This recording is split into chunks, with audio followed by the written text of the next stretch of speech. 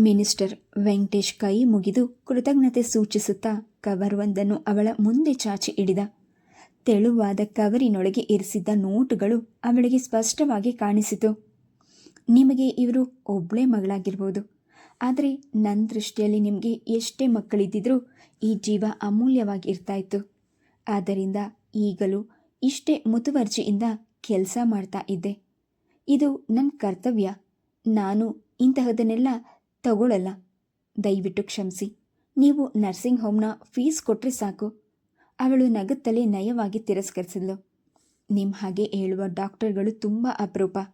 ಅವರ ದೃಷ್ಟಿಯೆಲ್ಲ ನಿಮ್ಮ ಜೇಬಿನ ಕಡೆಗೆ ಇರುತ್ತೆ. ಮಿನಿಸ್ಟರ್ ವೆಂಕಟೇಶ್ ಹೂನಗಿ ಬೀರಿದ. ನಿಮ್ಮ ತಂದೆ ಏನು ಕೆಲಸ ಮಾಡ್ತಾ ಇದ್ದಾರೆ? ಇವನು ಕೇಳುವ ಎಲ್ಲ ಪ್ರಶ್ನೆಗಳಿಗೂ ಉತ್ತರಿಸುವ ಅಗತ್ಯವಿಲ್ಲ. ಬಂದ್ ಕೆಲಸ ಮುಗಿಸ್ಕೊಂಡು ಹೋಗೋದು ಬಿಟ್ಟು ಇವನಿಗೆ ತಂದೆಯ ವಿಷಯವೇಕೆ ಎಂದು ಬೇಸರವಾದರೂ ಧೋರಣೆಯ ಉತ್ತರ ಕೊಟ್ಟರೆ ಭಾರದ್ವಾಜ್ ಬೇಸರಿಸ್ಬೋದು ಎಂದು ಹೆಸರು ಹೇಳಿದ್ಲು. ಅವಳ ತಂದೆ ಹಾಗೂ ಹಳ್ಳಿಯ ಹೆಸರು ಕೇಳಿದೊಡನೆ ಮಿನಿಸ್ಟರ್ ವೆಂಕಟೇಶ್ ಖುಷಿಯಾದ. ತಾವಿಬ್ಬರು ಹಳ್ಳಿಯ ಶಾಲೆಯಲ್ಲಿ ಒಟ್ಟಿಗೆ ಓದಿದವರು ಎಂದೆಲ್ಲ ವಿಚಾರಿಸುತ್ತಾ, ಪಾಪ ಲಕ್ಷ್ಮಣನ ಜೀವನವೇ ಹಾಳಾಗಿ ಹೋಯಿತು. ಅವನು ಗಂಡಸು, ಹೇಗೋ ತಡ್ಕೊತಾನೆ, ಹಾಳಾಗಲಿ ಅನ್ನಬಹುದು. ಆದರೆ ನಿಮ್ಮ ತಾಯಿ ವರಲಕ್ಷ್ಮಿಯ ವಿಷಯದಲ್ಲಿ ರಾಮಸ್ವಾಮಿ ಹಾಗೆ ನಡ್ಕೋಬಾರ್ದಿತ್ತು ಎಂದು ಪಶ್ಚಾತ್ತಾಪ ವ್ಯಕ್ತಪಡಿಸಿ ಅವನಿಗಾಗಿ ಕಾಯುತ್ತಾ ನಿಂತಿದ್ದ ಮನೆಯವರೊಂದಿಗೆ ಬಾಗಿಲಿನತ್ತ ತಿರುಗಿದ. ತಾಯಿಯ ಹೆಸರು ಕೇಳಿದ್ದಾಳೆ ಹೊರತು ಕುಟುಂಬದ ಯಾವ ವಿಷಯವೂ ಅವಳಿಗೆ ತಿಳಿದಿರಲಿಲ್ಲ. ಕೇಳಿದರೆ ರಾಮಸ್ವಾಮಿಯಾಗಲಿ ಅಥವಾ ಲಕ್ಷ್ಮಣನಾಗಲಿ ಹರಕೆಯ ಉತ್ತರ ಕೊಡ್ತಿದ್ರೆ ಹೊರತು ಎಂದೂ ಮರೆತು ತಾಯಿಯ ವಿಷಯ ಪ್ರಸ್ತಾಪಿಸ್ತಿರಲಿಲ್ಲ. ಇವಳಿಗೆ 4 ವರ್ಷ ವಯಸ್ಸಿದ್ದಾಗಲೇ ತಾಯಿ ಸತ್ತು ಹೋದ್ಲು ಎಂದು ಒಮ್ಮೆ ರಾಮಸ್ವಾಮಿಯೇ ಹೇಳಿದ್ದ. ಈಗ ನೋಡಿದ್ರೆ ಈ ಮಿನಿಸ್ಟರ್ ವೆಂಕಟೇಶ್ ಬೇರೇನೋ ಹೇಳ್ತಾ ಇದ್ದಾನೆ. ಹಾಗಾದರೆ ತಂದೆ ತಾಯಿಯ ನಡುವಿನ ಸಂಬಂಧ ಸೌಹಾರ್ದಯುತವಾಗಿರಲಿಲ್ವೇ? ತಾಯಿ ಸತ್ತಿದ್ದಾರೋ? ಯಾವ ಕಾರಣಕ್ಕೆ? ಈ ವಿಷಯವನ್ನು ತಂದೆ ಯಾಕೆ ಮುಚ್ಚಿಟ್ಟಿದ್ದಾರೆ? ಕುಸುಮ ತಕ್ಷಣ ಜಾಗೃತಳಾದ್ಲು. ಓಡಾಡ್ತಾ ಪೋಟಿಕೋಗೆ ಬಂದ್ಲು. ಡ್ರೈವರ್ ಅಗಲಿಸಿ ನಿಂತ ಬಾಗಿಲಿನಿಂದ ವೆಂಕಟೇಶ್ ಕಾರಿನ ಒಳಗೆ ತೂರ್ಕೊಳ್ತಿದ್ದ. ಅವಳು ಅಲ್ಲಿಗೆ ಹೋಗೋ ಹೊತ್ತಿಗೆ ಡ್ರೈವರ್ ಮುಂದಿನ ಸೀಟ್ನಲ್ಲಿ ಕುಳಿತು ಅವನ ಸೂಚನೆಗಾಗಿ ಕಾಯ್ತಿದ್ದ. ಸರ್ ಪ್ಲೀಸ್ 1 ನಿಮಿಷ. ಅವಳು ಕಾರಿನ ಹಿಂದಿನ ಬಾಗಿಲು ಬಳಿ ಹೋಗಿ ಕಿಟಕಿ ಹತ್ತಿರ ಬಗ್ಗಿ ನಿಂತು ಕೇಳಿದ್ಲು. ನಮ್ಮ ತಾಯಿ ವಿಷಯ ಹೇಳ್ತಾ ಇದ್ರಲ್ಲ, ಅದೇನು ವಿಷಯ ಸರ್? ರಾಮಸ್ವಾಮಿ ಆ ವಿಷಯ ನಿಮ್ಗಿನ್ನೂ ಹೇಳಲಿಲ್ವಾ? ಅವನ ತುಟಿ ಅಂಚಿನಲ್ಲಿ ವ್ಯಂಗ್ಯ ನಗೆ ತುಳುಕಿಸುತ್ತಾ ಕೇಳಿದ. ನಾನು ಚಿಕ್ಕವಳಾಗಿದ್ದಾಗಲೇ ನಮ್ಮ ತಾಯಿ ಸತ್ತೋದ್ರು ಅಂತ ಹೇಳಿದರು. ಇಷ್ಟು ಬಿಟ್ಟರೆ ಬೇರೆ ಯಾವ ವಿಷಯವೂ ಗೊತ್ತಿಲ್ಲ. ಐಸಿ. ಸ್ವಲ್ಪ ಹೊತ್ತು ಯೋಚಿಸುತ್ತಾ ಕೇಳಿದ. ಕೆಲವು ವಿಷಯಗಳನ್ನು ತಿಳ್ಕೊಳ್ಳದೆ ಇರೋದೇ ಒಳ್ಳೆಯದು ಅಂತ ನಿಮಗೆ ಚೆನ್ನಾಗಿ ಗೊತ್ತಿರಬೇಕಲ್ವೇ ಡಾಕ್ಟರ್? ಆಗ ಜೀವನದಲ್ಲಿ ನಾವು ನಿರಾಳವಾಗಿರ್ಬೋದು. ಡೇವಿಡ್, ನಡೆ.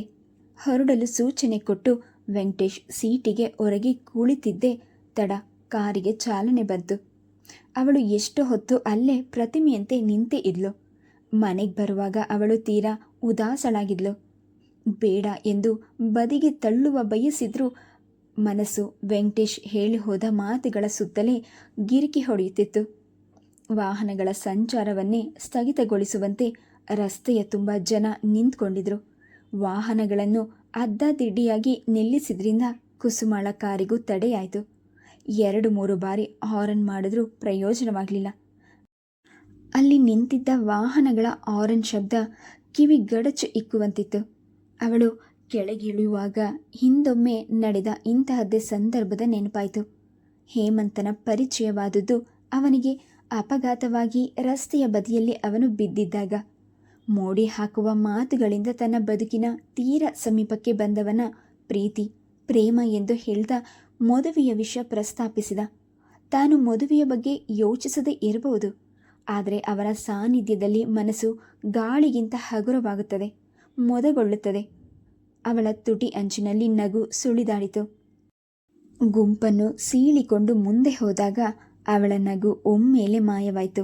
ಜಟಕಾದ 1 ಚಕ್ರ ದೂರ ಹೋಗಿ ಬಿದ್ದಿದ್ರೆ ನೆಲಕ್ಕೆ ಉರುಳಿದ ಕುದುರೆ ಅರ್ಥನಾದ ಮಾಡ್ತಿತ್ತು. ರಿಕ್ಷಾಗಳ ಗಾಜು ಪುಡಿಪುಡಿಯಾಗಿ ರಸ್ತೆಯ ತುಂಬ ಚೆಲ್ಲಾಡಿತು. ಜಟಕ ನಡೆಸುವವನು ಹಾಗೂ ರಿಕ್ಷಾ ಚಾಲಕ ಅಲ್ಪ ಸ್ವಲ್ಪ ಗಾಯಗಳಿಂದ ಆಶ್ಚರ್ಯಕರ ರೀತಿಯಲ್ಲಿ ಪಾರಾಗಿದ್ರು. ಇದು ಹೇಗಾಯಿತು? ಯಾರು ಹೀಗೆ ಆಕ್ಸಿಡೆಂಟ್ ಮಾಡಿದ್ದು? ಬದಿಯಲ್ಲಿ ನಿಂತಿದ್ದ ವ್ಯಕ್ತಿಯನ್ನು ಕೇಳುತ್ತಾ ಸುತ್ತಲೂ ಕಣ್ಣಾಡಿಸಿದ ಕುಸುಮಾಳ ನೋಟ ಮೋಟಾರ್ ಬೈಕ್ ಸ್ಟಾರ್ಟ್ ಮಾಡಲು ಹೆಣಗುತ್ತಿದ್ದ ಸಬ್ ಇನ್ಸ್ಪೆಕ್ಟರ್ ಇಂದ್ರಜಿತ್ನತ್ತ ಹೋಗಿದ್ದೇ ತಡ ಆತಂಕದೊಂದಿಗೆ ಮುಖದಲ್ಲಿ ನಗೆಯು ಚಿಮ್ಮಿತು. ಅವನ ಸಮೀಪ ಹೋಗಿ ಕೇಳಿದ್ಲು, ನಿಮ್ಗೆ ಯಾವಾಗಲೂ ಇಂತಹ ಆಕ್ಸಿಡೆಂಟ್ ಕೇಸ್ಗಳೇ ಸಿಕ್ಕ ಹಾಕ್ಕೊಳ್ತವಲ್ವ? ಅದೇ ನನಗೆ ಆಶ್ಚರ್ಯ. ನೀವು ಟ್ರಾಫಿಕ್ ಸಬ್ ಇನ್ಸ್ಪೆಕ್ಟರ್ ಆಗಿದ್ದಿದ್ರೆ ಚೆನ್ನಾಗಿರ್ತಿತ್ತೋ ಏನೋ. ಮಾತಿನ ಕೊನೆಯಲ್ಲಿ ಸಮಸ್ಯೆ ತೀವ್ರತೆಯ ಅರಿವು ಇಲ್ಲದವಳಂತೆ ಅವಳು ಪಕ್ಕನೆ ನಕ್ಕಳು. ಇಂದ್ರಜಿತ್ ಮೋಟಾರ್ ಬೈಕ್ನ ಸ್ಟಾರ್ಟ್ ಮಾಡೋದನ್ನು ನಿಲ್ಲಿಸಿ ನಗು ನಗುತ್ತಾ ನಿಂತಿದ್ದ ಅವಳತ್ತಲೇ ನೋಡಿದ. ಮರಳುಗಾಡಿನ ದಗೆಯಲ್ಲಿ ತಂಗಾಳಿ ಬೀಸಿದಂತಾಗಿ ಆಹ್ಲಾದಕರ ಎನಿಸಿದ್ರೂ ಮಾತನಾಡುತ್ತಾ ನಿಲ್ಲಲು ಅವನಿಗೆ ಸಮಯವೇ ಇರಲಿಲ್ಲ. ಅವಳಿಂದ ನೋಟ ಹೊರಳಿಸಿದವನೇ ಸೀಟ್ನಲ್ಲಿ ಕುಳಿತು ಮೋಟಾರ್ ಬೈಕ್ ಸ್ಟಾರ್ಟ್ ಮಾಡಲು ಯತ್ನಿಸಿದ. ಆಗಲೇ ಇಲ್ಲ. ಮುಖದಲ್ಲಿ ನೋವಿನ ಅಲೆಗಳು ತೇಲಿ ಹೋದವು. ಕುಸುಮಾಳ ನಗೆ ಇದ್ದಕ್ಕಿದ್ದಂತೆ ಮಾಯವಾಯಿತು. ಬೆವರಿಳಿಯುತ್ತಿದ್ದ ಅವನ ಮುಖವನ್ನು ಕರವಸ್ತ್ರದಿಂದ ಹೊತ್ತುವ ಮನಸ್ಸಾದರೂ ಕೈ ಮುಂದಾಗಲಿಲ್ಲ.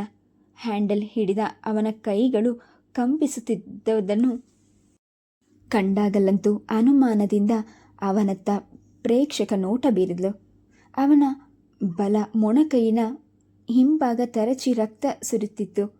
ಮಂಡಿಯ ಭಾಗದ ಪ್ಯಾಂಟ್ ರಕ್ತದಲ್ಲಿ ತೊಯ್ದು ಚರ್ಮಕ್ಕೆ ಅಂಟಿಕೊಂಡಿತು.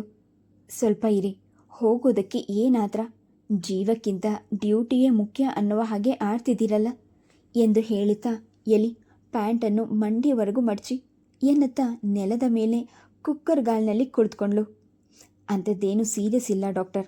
ಮೊಗದ ಮೇಲೆ ಬೆವರನ್ನು ಮುಂಗೈನಲ್ಲಿ ತೀಡುತ್ತಾ ಅವನು ಹೇಳಿದ. ಜೈಲಿನಿಂದ 2 ಕೈದಿಗಳು ತಪ್ಪಿಸಿಕೊಂಡಿದ್ದಾರೆ. ಅವರನ್ನು ಫಾಲೋ ಮಾಡ್ತಾ ಈ ರಾದಂತ.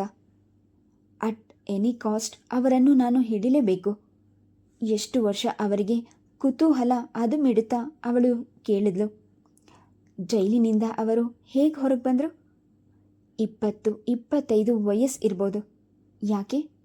ನೀವು ಅವರನ್ನು ಇಲ್ಲೇ ಎಲ್ಲಾದರೂ ನೋಡಿದ್ದೀರಾ? ನೋವು ಆತಂಕದ ಮಧ್ಯದಲ್ಲೂ ಅವನು ಪಕ್ಕನೆ ನಕ್ಕ. ಹಾಗಲ್ಲ. ಅವಳು ಸಂಕೋಚಗೊಂಡ್ಳು. ನಿಮಗೆ ಬಿದ್ದಿರೋ ಹೊಡೆತ ನೋಡಿದ್ರೆ ಅವರು ಚಿಕ್ಕ ವಯಸ್ಸಿನವರೇ ಇರಬೇಕು ಅನಿಸುತ್ತೆ. ಅದಕ್ಕೆ ಕೇಳಿದೆ. ಅದು ಸರಿ. ಇನ್ಫ್ಯಾಕ್ಟ್ ಟ್ರಾಫಿಕ್ ಜಾಮ್ ಆಗಿದೆ. ಅವಳು ಮಾತನಾಡುತ್ತಲೇ ಸ್ವಲ್ಪ ಬಾಗಿ ಅವನ ಬಲಗಾಲಿನ ಪ್ಯಾಂಟನ್ನು ಮಂಡಿ ಭಾಗದವರೆಗೂ ಮಡಚಿ ನೋಡಿದ್ಲು. ಏಟು ಜೋರಾಗಿ ಬಿದ್ದಿರಬೇಕು. ಮಂಡಿಯ ಭಾಗ ಕಿತ್ತು ಹೋಗಿ ರಕ್ತ ಜಿನುಗುತ್ತಿತ್ತು. ನೀವು ಕಾಲನ್ನು ಜಾಡಿಸಿ ಇರೋದೇ ನೋಡಿದ್ರೆ ಬಹುಶಃ ಮೂಳೆಗೇನೋ ಆಗಿಲ್ಲ ಅನಿಸುತ್ತೆ, ಅವಳು ನಗುತ್ತಾ ಹೇಳಿದ್ಲು. ಆದರೂ ತುಂಬ ಏಟ್ ಬಿದ್ದಿದೆ. ಡ್ರೆಸ್ಸಿಂಗ್ ಮಾಡಿಸ್ಕೊಂಡು ಹೋಗುವಿರಂತೆ. ಬನ್ನಿ, ನರ್ಸಿಂಗ್ ಹೋಮ್ಗೆ ಹೋಗೋಣ. ಈಗ ಬೇಡ. ಕೈದಿಗಳು ಯಾವ ಕಾರಣಕ್ಕೂ ತಪ್ಪಿಸ್ಕೋಬಾರ್ದು.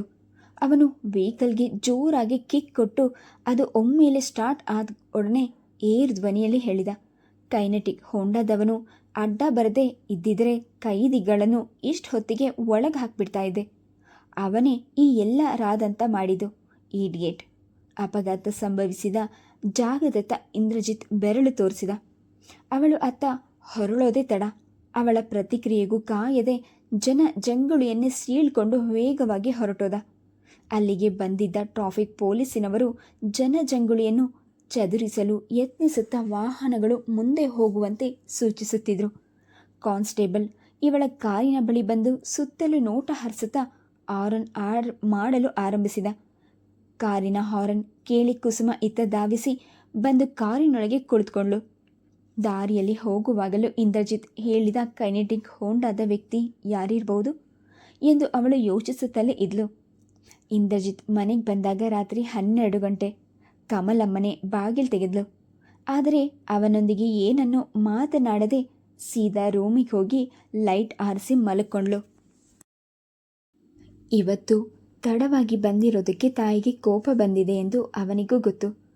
ಕೆಲಸಕ್ಕೆ ಸೇರುವ ಮುನ್ನ ಅವನು ಸಾರಿ ಸಾರಿ ಹೇಳಿದ. ಪೊಲೀಸ್ ಕೆಲಸ ಅಂದರೆ ಅಗಸನ ಕತ್ತೆ ಇದ್ದಾಗೆ. ವಿಪರೀತ ಕೆಲಸ ಇದ್ದರೂ ಮಾತಾಡೋ ಹಾಗಿಲ್ಲ. ಸಂಘ ಕಟ್ಕೊಂಡು ಹೋರಾಡುವ ಹಾಗಿಲ್ಲ. ಹಾಗಂತ ಚೆನ್ನಾಗಿ ಕೆಲಸ ಮಾಡಿದರೆ ಪ್ರೋತ್ಸಾಹ ಸಿಗೋದಿಲ್ಲ ಅಂತ ಮಾತ್ರ ಅನ್ಕೋಬೇಡ. ಸಿಗುತ್ತೆ. ಆದರೆ ಎಲ್ಲ ಬೆನಿಫಿಟನ್ನು ನಮ್ಮ ಮೇಲಧಿಕಾರಿಗಳೇ ತಗೊಂಡ್ಬಿಡ್ತಾರೆ. ನಮ್ಮದು ಗಾಣದೆತ್ತಿನ ಹಾಗೆ ಕೆಲಸ ಮಾತ್ರ ಎಂದು ತಾಯಿಯ ಹಿಂದೆ ಮುಂದೆಯೇ ಸುತ್ತುತ್ತಾ ಹೇಳಿದ. ಎಂಥದ್ದೋ ಒಂದು ಕೆಲಸ ಅಂತ ಮಾಡೋದಕ್ಕಿಂತ 2 ವರ್ಷ ಓದ್ಬಿಡ್ತೀನಿ ಅಮ್ಮ. ಲಿಟರೇಚರ್ ಏನಾದರೂ ಮಾಡ್ತೀನಿ ಎಂದು ನಾನಾ ರೀತಿಯಲ್ಲಿ ಗೋಗರೆದಿದ್ದೆ. ಕಮಲಮ್ಮ ಅವನೆಲ್ಲ ಮಾತಿಗೂ ಕಿವುಡ ಆಗಿದ್ಲು. ಅವಳದು ಕಲ್ಲು ಹೃದಯ ಎಂದು ಹೇಳುವಂತಿಲ್ಲ. ಆದರೆ ಮನೆಯ ಪರಿಸ್ಥಿತಿ ಹಾಗಿತ್ತು. ಖಾಸಗಿ ಕಂಪನಿಯಲ್ಲಿ ದುಡಿಯುತ್ತಿದ್ದ ಪತಿ ಹೃದಯಾಘಾತದಲ್ಲಿ ಮಡಿದಾಗ ಕಮಲಮ್ಮನ ಜಂಗಬಲವೇ ಹುಡುಗಿ ಹೋಗಿತ್ತು. ಅದೇ ಆಗ ಡಿಗ್ರಿ ಮುಗಿಸಿ ಮನೆಯಲ್ಲಿ ಕುಳಿತಿದ್ದ ರಾಧಿಕಾಳ ಮದುವೆ ಮಾಡಬೇಕಾಗಿತ್ತು. ಇವನು ಇನ್ನೂ 2 ವರ್ಷ ಎಂದು ಓದುತ್ತಾ ಕುಳಿತರೆ ಮುಂದೆ ಕೆಲಸ ಸಿಗುವ ಖಾತ್ರಿಯಾದರೂ ಎಲ್ಲಿದೆ ಎಂದು ಕಮಲಮ್ಮ ಪಟ್ಟು ಹಿಡಿದ್ಲು. ಇಂದ್ರಜಿತ್ ತಾಯಿಯ ಮನಸ್ಸನ್ನು ನೋಯಿಸಲು ಬಯಸಲಿಲ್ಲ. ಇಲ್ಲಿಯವರೆಗೂ ಎಲ್ಲವೂ ಸುಸೂತ್ರವಾಗಿ ನಡೆದಿತ್ತು. ರಾಧಿಕಾಳ ಮದುವೆಯೂ ಮುಗಿದು ಅವಳು ಡೆಲಿವರಿಗೆಂದು ಇಲ್ಲಿಗೆ ಬಂದಿದ್ದಾಳೆ. ಇನ್ನು ಮಗನ ಮದುವೆ ಮುಗಿದ್ಬಿಡಲಿ ಎಂದು ಕಮಲಮ್ಮನ ಒತ್ತಾಸೆ. ಸಂಬಂಧಿಕರ ಹೆಣ್ಣನ್ನೇ ನೋಡಿದ್ದಾಳೆ, ಅವರಿಗೆ ಮಾತು ಕೊಟ್ಟಿದ್ದಾಳೆ. ಆದರೆ ಇಂದ್ರಜಿತ್ ಮಾತ್ರ ಮದುವೆಯ ವಿಷಯದಲ್ಲಿ ವಿಮುಖನಾಗಿದ್ದಾನೆ. ಅದಕ್ಕೆ ಕಮಲಮ್ಮನಿಗೆ ಮಗನ ವಿಷಯದಲ್ಲಿ ಕೋಪ. ಇವೆಲ್ಲದರ ಅರಿವಿರೋದ್ರಿಂದ ಇಂದ್ರಜಿತ್ ಮಾತಿಲ್ಲದೆ ತನ್ನ ರೂಮಿಗೆ ಬಂದ. ಬೂಟ್ಸ್ ಕಳಚುವಲು ಬಾಗುವಾಗ ಬಲಭಾಗದ ಪ್ಯಾಂಟ್ ಇನ್ನು ಮಂಡಿವರೆಗೂ ಮಡಚಿರೋದನ್ನು ನೋಡಿದ. ಹೀಗೆ ಮಾಡಿದ್ದು ಕುಸುಮ. ಅದನ್ನು ಸರಿಪಡಿಸುವತ್ತಲೂ ಗಮನವಿಲ್ಲದೆ ಕೈದಿಗಳ ಭೇಟಿಗಾಗಿ ಗಲ್ಲಿಗಳನ್ನು ಸುತ್ತಿ ನಿರಾಶೆಯಿಂದ ಸ್ಟೇಷನ್ಗೆ ಹೋದಾಗ ಇನ್ಸ್ಪೆಕ್ಟರ್ ಶತಪಥ ಸುತ್ತುತ್ತಿದ್ದವರು ಇವನನ್ನು ಕಂಡೊಡನೆ ಅವರು ಸಿಕ್ಕಿದ್ರಾ ಎಂದು ಕೇಳಿದರು. ಅವನು ಉತ್ತರಿಸುವ ಮುನ್ನ ಅವರ ಹದ್ದಿನ ನೋಟ ತೆರೆದಿರಿಸಿ ಇದ್ದ ಮಂಡಿಯ ಭಾಗದತ್ತಲೂ ಹೋಯಿತು. ಆಗಲೂ ಇಂದ್ರಜಿತ್ಗೆ ತನ್ನ ಪ್ಯಾಂಟ್ ಮಡಚಿದೆ. ಅದಕ್ಕೆ ಇನ್ಸ್ಪೆಕ್ಟರ್ ನೋಟ ಅಲ್ಲಿಗೆ ಹೋಗ್ತಿದೆ ಎಂಬುದು ಅರಿವಿಗೆ ಬರಲಿಲ್ಲ. ಅವನ ಮನದ ತುಂಬ ಅಪರಾಧಿ ಭಾವ ಆವರಿಸಿಕೊಂಡಿತ್ತು. ಇನ್ನೇನು ಸಿಕ್ಕೇ ಬಿಡ್ತಾರೆ ಎಂದ್ಕೊಂಡಿದ್ದ ಕೈದಿಗಳು ಆಕ್ಸಿಡೆಂಟ್ನ ಪ್ರಕರಣದಿಂದ ಕಣ್ ತಪ್ಪಿಸಿ ಮರೆಯಾಗಿ ಹೋಗಿದ್ರು. ಪೊಲೀಸಿನವರು ಇಂಥದನ್ನೆಲ್ಲ ಧೈರ್ಯವಾಗಿ ಫೇಸ್ ಮಾಡಬೇಕು.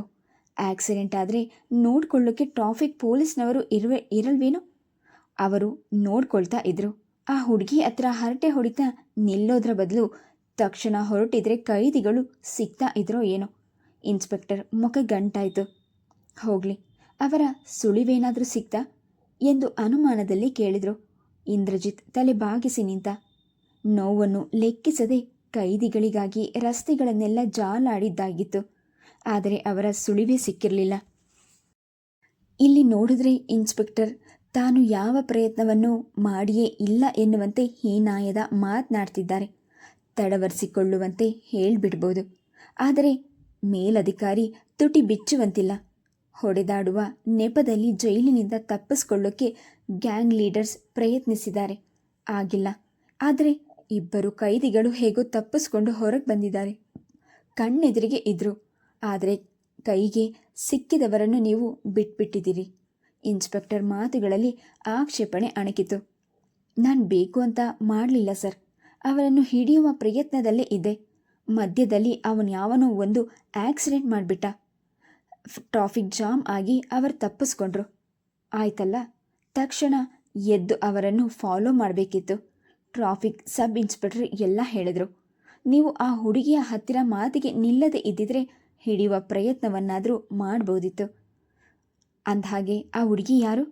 ಇನ್ಸ್ಪೆಕ್ಟರ್ ಮಾತುಗಳಲ್ಲಿ ಕುತೂಹಲ ಅಣಕಿತು. ಕಾಲಿನ ಗೆಜ್ಜೆಯ ಗಲ್ಗಲ್ ಶಬ್ದದೊಂದಿಗೆ ರಾಧಿಕಾ ಒಳಗೆ ಬಂದಾಗ ಅವನ ಯೋಚನೆ ತುಂಡಾಯಿತು. ತಕ್ಷಣ ಪ್ಯಾಂಟಿನ ಮಡಿಕೆಯನ್ನು ಬಿಚ್ಚಿತೊಡಗಿದ. ಅಷ್ಟರಲ್ಲಾಗಲೇ ಅವಳ ನೋಟ ಅವನ ಮಂಡಿಯ ಮೇಲೆ ಆಗಿರುವ ಗಾಯ ಹಾಗೂ ರಕ್ತ ಹರಿದು ಕಲಿಗಟ್ಟಿದ ಬಟ್ಟೆಯತ್ತ ಹೋಯಿತು. ಅಯ್ಯಯ್ಯೋ, ಇದೇನು ಮಾಡ್ಕೊಂಡು ಬಂದಿದ್ಯೋ ಇಂದ್ರ? ಆಕ್ಸಿಡೆಂಟ್ ಆಯ್ತೇನೋ? ಹತ್ತಿರ ಬಂದ ರಾಧಿಕಾ ಅವನ ಕೈ ತಡೆದು ಪ್ಯಾಂಟಿನ ಬಟ್ಟೆಯನ್ನು ಮೇಲೆ ಸರಿಸಿ ಅವನ ಮೊಣಕೈ ತಿರುಗಿಸಿ ಅಂಗೈ ಅಗಲಿಸಿ ನೋಡಿದಾಗ ಅವಳ ಮುಖ ಹಾಗೂ ಕಣ್ಗಳಲ್ಲಿ ನೋವಿನ ಭಾವವಿತ್ತು. ನೆಲದ ಮೇಲೆ ಕುಕ್ಕರ್ಗಾಲ್ನಲ್ಲಿ ಅವಳು ಕೂರಲು ಹೋದಾಗ ಅವನಿಗೆ ಕುಸುಮಾಳ ನೆನಪಾಯಿತು. ಅವಳು ಅಷ್ಟೇ. ಮೊದಲು ಬಾಗಿ ನಿಂತಿದ್ದವಳು ನಂತರ ಕುಕ್ಕರ್ಗಾಲ್ನಲ್ಲಿ ಕುಳಿತು ಪ್ಯಾಂಟಿನ ಭಾಗವನ್ನು ಮಡಿಸಿದ್ಲು. ಕತ್ತೆತ್ತಿ ತನ್ನತ್ತ ನೋಡುವಾಗ ಅವಳ ಮುಖದಲ್ಲಿ ಇದೇನು ಮಾಡಿಕೊಂಡಿದ್ದೀರಿ? ಎಷ್ಟು ನೋವಾಗಿರಬೇಡ ಎನ್ನುವ ಭಾವವಿತ್ತು. ಇಷ್ಟೊಂದು ಪೆಟ್ಟು ಬಿದ್ದಿದ್ರೂ ಡಾಕ್ಟರ್ ಹತ್ತಿರ ಹೋಗದೆ ಮನೆಗೆ ಬಂದಿದೆಯಲ್ಲ. ಶಟಪ್. ಎಷ್ಟು ನೋವಾಗ್ತಾ ಇದೆಯೋ ಏನೋ. ನೀನೇನು ಕಲ್ಲೋ ಅಥವಾ ಮನುಷ್ಯನೋ? ಇರೋ ಅಮ್ಮನಿಗೆ ಹೇಳ್ತೀನಿ. ಅವಳು ಬಾಗಿಲತ್ತ ತಿರುಗಿ ತಾಯಿಯನ್ನು ಕೂಗಲು ಹೋದಾಗ ಅವನು ತಕ್ಷಣ ಬಾಗಿ ಅವಳ 2 ತೋಳ್ಗಳನ್ನು ಹಿಡಿದು ಮೇಲೆತ್ತಿ ಬದಿಯಲ್ಲೇ ಕೂರಿಸ್ಕೊಂಡು ಅವಳ ತಲೆ ಸವರಿದ. ಇವತ್ತೋ ನಾಳೆಯೋ ನನಗೊಬ್ಬ ಅಳಿಯ ಬರ್ತಾನೆ. ಅಂಥದ್ರಲ್ಲಿ ಹೀಗೆ ನೆಲದ ಮೇಲೆ ಕೂತಿದೆಯಲ್ಲ. ಏನಂತಾನೆ ಅಳಿಯ? ಸುಮ್ಮನೆ ಇರ್ತಾನೋ ಅಥವಾ ರಂಪರಾದಂತ ಮಾಡ್ತಾನೋ? ಇಂದ್ರಜಿತ್ ಅವಳ ಹುಬ್ಬಿದ ಹೊಟ್ಟೆಯತ್ತ ನೋಡುತ್ತಾ ತಮಾಷೆ ಮಾಡಿ ಮಾತು ಮರಳಿಸಿ ಯತ್ನಿಸಿದ. ಏನಣ್ಣ ನೀನು? ನಿನಗೆ ಇಷ್ಟೆಲ್ಲ ನೋವಾಗಿದ್ರೂ ನಗ್ನಗ್ತಾನೆ ಇದೆಯಾ? ಇರು, ನೀರು ತಗೊಂಡು ಬಂದು ಗಾಯ ತೊಳೆದು ಔಷಧಿ ಹಚ್ತೀನಿ. ಸ್ವಲ್ಪ ಹೊತ್ತು ಹೀಗೆ ಕೂತಿರು ಅವಳು ಹೇಳಲು ಹೋದ್ಲು. ಅವನು ಅವಳ ಭುಜವನ್ನು ಅದುಮಿ ಬಿಗಿಯಾಗಿ ಹಿಡಿದು ಏಳದಂತೆ ಮಾಡಿದ. ನಾನು ಮದುವೆಗೆ ಒಪ್ಪಿಲ್ಲ ಅಂತ ಅಮ್ಮನಿಗೆ ಕೋಪ. ಅದಕ್ಕೆ ಹಾಗೆ ಒಳಗೆ ಹೋದ್ಲು. ಇನ್ನೇನು ಈಗ ಬಂದ್ಬಿಡ್ತಾಳೆ. ಇದನ್ನೆಲ್ಲ ನೋಡಿದ್ರೆ ಮುಗಿದೇ ಹೋಯ್ತು. ಇಡೀ ರಾತ್ರಿ ನನಗೆ ನಿದ್ದೆ ಮಾಡೋಕ್ಕೆ ಬಿಡೋಲ್ಲ. ನೀನು ಮಲ್ಕೋ ಹೋಗು, ನಾನೇ ಗಾಯ ತೊಳ್ಕೊತೀನಿ. ಆದರೆ ಅಣ್ಣ, ನಿನಗೆ ತುಂಬ ನೋವಾಗ್ತಾ ಇದೆ ಇಲ್ವಾ? ಕುಳಿತು ಅವಳು ಅನುಮಾನಿಸಿದ್ಲು. ಸುಮ್ಮನೆ ತರಚು ಗಾಯ ಅಷ್ಟೇ. ನೀನು ಆಯಾಸ ಮಾಡ್ಕೋಬಾರ್ದು, ನಿದ್ದೆಗೆಡಬಾರ್ದು. ಹೋಗಮ್ಮ ಮಲ್ಕೋ. ತಂಗಿಯನ್ನು ಹೊರ ಕಳಿಸುವಲ್ಲಿ ಇಂದ್ರಜಿತ್ ಕೊನೆಗೂ ಯಶಸ್ವಿಯಾದ. ಆದರೆ ಸ್ವಲ್ಪ ಹೊತ್ತಿನ ನಂತರ ಕಮಲಮ್ಮ ಬಂದ್ಲು. ಏಳು, ಕೈ ಕಾಲು ತೊಳ್ಕೊಂಡು ಬಾ. ಒಂದು ತುತ್ತು ಊಟ ಮಾಡುವಿಯಂತೆ. ಅಷ್ಟಕ್ಕೂ ಇದು ಊಟ ಮಾಡುವ ಟೈಮಾ? ಅವಳು ಬಾಗಿಲ ಬಳಿಯೇ ನಿಂತು ಹೇಳಿದ್ಲು. 12 ಗಂಟೆ ಆದಮೇಲೆ ಏನು ಊಟ ಮಾಡೋದಮ್ಮ? ನನಗೆ ಊಟ ಬೇಡ. ಬೆಳಿಗ್ಗೆ ಬೇಗ ತಿಂಡಿ ತಿಂದ್ರಾಯ್ತು. ಬೂಟ್ಸನ್ನು ಲೇಸನ್ನು ಎಳೆಯುತ್ತಾ ಅವನು ಹೇಳ್ದ. ಮಾತುಗಳಲ್ಲಿ ಎಂದಿನ ಉತ್ಸಾಹಕತೆ ಇರಲಿಲ್ಲ. ಮುಖದಲ್ಲಿ ನಗೆಯ ಸುಳಿವೂ ಇರಲಿಲ್ಲ. ನೀನು ಹೊರಗೆಲ್ಲಾದರೂ ತಿಂದು ಬಂದಿರ್ದೀಯಾ? ಆದರೆ ನಾನು ಹಾಗೆ ಮಾಡೋಕ್ಕಾಗ್ತೇನೋ? ನನಗೆ ಹಸಿವಾಗೋದಿಲ್ವಾ? ಕಮಲಮ್ಮನ ಮಾತು ಕೇಳಿ ಅವನು ಅಚ್ಚರಿಗೊಂಡ. ಇಷ್ಟು ತಡವಾಗಿ ಅವನು ಎಂದೂ ಮನೆಗೆ ಬಂದಿರಲಿಲ್ಲ. ಡೈರಿಯಲ್ಲಿ ರೌಂಡ್ಸ್ ಎಂದು ಬರೆದು ಮನೆಗೆ ಬಂದು ಊಟ ಮುಗಿಸಿ ಮತ್ತೆ ಸ್ಟೇಷನ್ಗೆ ಹೋಗ್ತಿದ್ದ. ಆದರೆ ತಾನು ಮಾಡದೆ ತಾಯಿಯ ಊಟವನ್ನು ಮಾಡೋದಿಲ್ಲ ಎಂದು ತಿಳಿದಾಗ ಅವನು ವಿಸ್ಮಿತನಾದ. ಅಮ್ಮ, ನಿಜ ಹೇಳು, ನನ್ನ ಬಿಟ್ಟು ನೀನು ಯಾವತ್ತೂ ಊಟವನ್ನೇ ಮಾಡಿಲ್ವೇನಮ್ಮ? ಡೈನಿಂಗ್ ಟೇಬಲ್ಗೆ ಅಂಟಿಕೊಂಡಂತೆ ಇರಿಸಿದ ಕುರ್ಚಿಯನ್ನು ಹಿಂದೆ ಎಳೆಯುತ್ತಾ ಇಂದ್ರಜಿತ್ ಆತಂಕದಲ್ಲಿ ಕೇಳ್ದ. ಮಕ್ಕಳು ಉಪವಾಸ ಇರುವಾಗ ಯಾವ ತಾಯಿ ತಾನೇ ಊಟ ಮಾಡ್ತಾಳೆ? ಕಮಲಮ್ಮ ಹೇಳಿದ್ಲು. ಅವಳು ಮಾತುಗಳಲ್ಲಿ ಆದತೆ ಇತ್ತು. ಯಾವಾಗಲೂ ಅಷ್ಟೇ, ನೀನು ಮಾಡಿದ ಮೇಲೆ ನನ್ನ ಊಟ ಮಾಡ್ತಿದ್ರು ಅವನು ತಾಯಿ ಹೇಳಿದ ಮಾತುಗಳನ್ನೇ ಮೆಲುಕು ಹಾಕ್ತಿದ್ದ. ಸ್ವಸುಖ ಹಾಗೂ ಸಂತೋಷಕ್ಕಾಗಿ ಹೆತ್ತವರು ಮಕ್ಕಳನ್ನು ಸಾಕಿ ಸಲಹುತ್ತಾರೆ ಎಂದು ಅನೇಕರು ಹೇಳೋದನ್ನು ಕೇಳಿದೆ. ಅದಕ್ಕೆ ಹೊತ್ತು ಕೊಡುವಂತೆ ಅನೇಕ ಪ್ರಕರಣಗಳನ್ನು ಪೊಲೀಸ್ ಸ್ಟೇಷನ್ನಲ್ಲಿ ನಿತ್ಯ ನೋಡ್ತಿದ್ದ. ಆದರೆ ತನ್ನ ತಾಯಿಯದು ನಿಸ್ವಾರ್ಥ ಪ್ರೇಮ. ತನ್ನ ಹಾದಿ ಕಾಯ್ತಾ ಇರ್ತಾಳೆ ಎಂಬ ಅರಿವು ಇಲ್ಲದೆ ಅದು ಎಷ್ಟೇ ದಿವಸ ಅವಳು ಕಾಯುವಂತೆ ಮಾಡಿ ನೋಯಿಸಿದ್ದೀನಿ. ನಿನ್ನ ವಿಷಯದಲ್ಲಿ ನನಗೆ ಬೇಜಾರಿಲ್ಲ ಇಂದ್ರ. ನಿನ್ನ ಕೆಲಸದ ಕಷ್ಟ ಸುಖ ನಂಗೆ ಚೆನ್ನಾಗಿ ಅರ್ಥವಾಗಿದೆ. ನೀನು ಮನೆಗೆ ಬಂದಾಗ ನಿನ್ನ ಬೇಕು ಬೇಡಗಳನ್ನು ನೋಡ್ಕೊಳ್ಳೋಕ್ಕೆ ಮನೆಯಲ್ಲಿ ಹೆಂಡತಿ ಇರಬೇಕು. ನೀನು ಇದೆಯಲ್ಲಮ್ಮ, ನಿನಗಿಂತ ಕೇರ್ ಟೇಕರ್ ಬೇಕಾ? ಅವನು ನಕ್ಕ. ನೀನೇ ನನಗೆ ಸರ್ವಸ್ವ. ಎಷ್ಟು ದಿವಸ ಅಂತ ನಾನು ನಿನ್ನ ಜೊತೆನಲ್ಲಿ ಇರೋಕ್ಕಾಗತ್ತೆ? ಮಕ್ಕಳು ಜೀವನದಲ್ಲಿ ಒಂದು ನೆಲೆಗೆ ಬಂದು ನಿಲ್ಲೋವರೆಗೂ ತಂದೆ ತಾಯಿಗೆ ಸಮಾಧಾನ ಇರೋಲ್ಲ. ನೀನು ಒಂದು ಮದುವೆ ಅಂತ ಮಾಡ್ಕೊಂಡ್ಬಿಡು. ಆಮೇಲೆ ನಾನು ನಿನಗೆ ಖಂಡಿತ ತೊಂದರೆ ಕೊಡೋದಿಲ್ಲ. ನನ್ನ ಮದುವೆಗೆ ಯಾಕಮ್ಮ ಇಷ್ಟು ಆತರ? ನಿಧಾನವಾಗಿ ಮಾಡ್ಕೊಂಡ್ರಾಯ್ತು. ನಾನು ಇಷ್ಟು ಲೇಟಾಗಿ ಬರೋದು, ಅವಳು ದಿನ ನನ್ನ ಜೊತೆ ಜಗಳ ಮಾಡೋದು, ಸುಮ್ಮನೆ ಯಾಕೆ ಇಲ್ಲದ ರಾಧ ಅಂತ ಅವನು ಹುಸಿನಾಗಿ ಬೀರುತ್ತಾ ಹೇಳ್ದ. ನಿನಗೆ ಆ ಥರ ಇಲ್ಲದೆ ಇರ್ಬೋದು, ಆದರೆ ನನಗಿದೆ. ಮಕ್ಕಳ ಮದುವೆ ತಂದೆ ತಾಯಿ ಬದುಕಿರುವಾಗಲೇ ಆಗ್ಬಿಡಬೇಕು ಇಂದ್ರ. ನಾನು ನೋಡಿರೋ ಹುಡುಗಿಯನ್ನೇ ನಿನ್ನ ಮದುವೆ ಆಗಬೇಕು ಅಂತ ಏನಿಲ್ಲ. ನಿನ್ನ ಮನಸ್ಸಿನಲ್ಲಿ ಯಾರೇ ಇದ್ರೂ ಹೇಳು, ಅವಳನ್ನು ನಾನು ಖಂಡಿತ ಸೊಸೆಯನ್ನಾಗಿ ಮಾಡ್ಕೊತೀನಿ. ಕಮಲಮ್ಮನ ಮಾತಿನಲ್ಲಿ ಕಳೆ ಇತ್ತು. ನಿನಗೆ ಬೇಜಾರು ಮಾಡೋಕ್ಕೆ ನನಗಿಷ್ಟ ಇಲ್ಲಮ್ಮ. ನಿನಗೆ ಸರಿ ಅನಿಸಿದ ಹಾಗೆ ಮಾಡು. ನಿನ್ನ ಇಷ್ಟವೇ ನನ್ನಿಷ್ಟ. ತಾಯಿಯನ್ನು ಸಮಾಧಾನಪಡಿಸೋದು ಮಾತ್ರ ಅವನ ಈಗಿನ ಉದ್ದೇಶವಾಗಿತ್ತು. ಕೈ ತೊಳೆಯಲು ಎದ್ದಾಗಲೇ ಅವನು ತಾಯಿಯಾಡಿದ ಮಾತನ್ನು ಪೂರ್ತಿ ಮರೆತಿದ್ದ. ಕೈದಿಗಳನ್ನು ಹಿಡಿಯುವ ವಿಷಯವನ್ನೇ ಅವನ ಮನಸ್ಸು ಮೆಲುಕು ಹಾಕ್ತಿತ್ತು. ಮುಂಜಾನೆ ಎದ್ದಾಗ ಮೈ ಭಾರವಾದಂತೆ ಎನಿಸಿತು. ಹಲ್ಲುಗಳನ್ನು ಬ್ರಷ್ ಮಾಡುವಾಗ 2 ಬಾರಿ ವಾಂತಿ ಮಾಡಿಕೊಂಡ. ಕಾಲನ್ನು ಅಲಗಿಸಲು ಆಗದಂತೆ ಮಂಡಿಯಲ್ಲಿ ನೋವು ಕಾಣಿಸ್ಕೊಂಡಿತ್ತು. ಕಾಫಿ ಕುಡಿಯುತ್ತಾ ಪತ್ರಿಕೆಯ ಪುಟಗಳನ್ನು ತಿರುವಿ ಹಾಕುತ್ತಿದ್ದಾಗ ನೋಟ್ ಕ್ರೈಮ್ ಬೀಟ್ನತ್ತ ಕೇಂದ್ರೀಕೃತವಾಯಿತು. ಜೈಲಿನಲ್ಲಿ ನಡೆದ ಪ್ರಕರಣದ ಪೂರ್ಣ ವಿವರದ ಜೊತೆಗೆ 2 ಕೈದಿಗಳು ಜೈಲಿನಿಂದ ಪರಾರಿಯಾಗಿದ್ದಾರೆ. ಹಿಡಿಯಲು ಹೋಗಿದ್ದ ಸಬ್ ಇನ್ಸ್ಪೆಕ್ಟರ್ ಕರ್ತವ್ಯದಲ್ಲಿ ಸಂಪೂರ್ಣ ವಿಫಲರಾಗಿದ್ದಾರೆ ಎಂದು ಬರೆದು, ಕೈದಿಯೊಬ್ಬ ವಿಕ್ಟೋರಿಯಾ ಆಸ್ಪತ್ರೆಯಲ್ಲಿ ಚಿಕಿತ್ಸೆ ಪಡೆಯುತ್ತಿದ್ದಾನೆ ಎಂದೆಲ್ಲ ಪ್ರಕರಣವಾಗಿದ್ದುದನ್ನು ಓದಿದಾಗ ಅವನು ಬೇರೇನೋ ಲೆಕ್ಕಾಚಾರ ಹಾಕಲು ಆರಂಭಿಸಿದ. ಅಮ್ಮ, ಇವತ್ತು ಮಾತ್ರ ನೀನು ನನಗೆ ಊಟಕ್ಕೆ ಕಾಯ್ಬೇಡ. ನಾನು ಹೊರಗೆ ಮಾಡ್ತೀನಿ. ಯಾವುದೋ ಅರ್ಜೆಂಟ್ ಕೆಲಸ ಇದೆ. ಅದರಿಂದ ರಾತ್ರಿ ಬರೋದು ಸ್ವಲ್ಪ ಲೇಟ್ ಆಗ್ಬೋದು. ಸೊಂಟಕ್ಕೆ ಬೆಲ್ಟ್ ಬಿಗಿಯುತ್ತಾ ಇಂದ್ರಜಿತ್ ಹೇಳ್ದ. ಕಮಲಮ್ಮ ತೆರೆದಿರಿಸಿ ಇದ್ದ ಪತ್ರಿಕೆಯತ್ತ ನೋಡಿದ್ಲು. ಕ್ರೈಮ್ ಬಿಟ್ ಕಾಲಂನಲ್ಲಿ ಬರೋದೆಲ್ಲ ಪೊಲೀಸ್ ಇಲಾಖೆಗೆ ಸೇರಿದ್ದು ಎನ್ನುವ ಅರಿವು ಅವಳಿಗಿತ್ತು. ಆದರೆ ಇಂಗ್ಲಿಷ್ ಓದಲು ಬರೋದಿಲ್ಲ.